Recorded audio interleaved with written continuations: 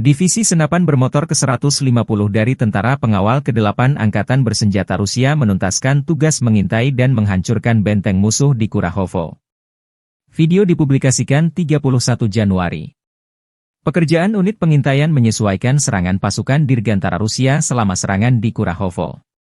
Pilihan rekaman pesawat pengintai dari Resimen Artileri Gerak Sendiri ke-381 dari Divisi Senapan Bermotor ke-150 dari Tentara Pengawal ke-8 Angkatan Bersenjata Rusia memandu jet tempur menuntaskan tugasnya menjatuhkan bom udara berdaya ledak tinggi oleh pesawat Angkatan Udara Rusia terhadap target musuh selama penyerangan terhadap pemukiman, demikian keterangan videonya.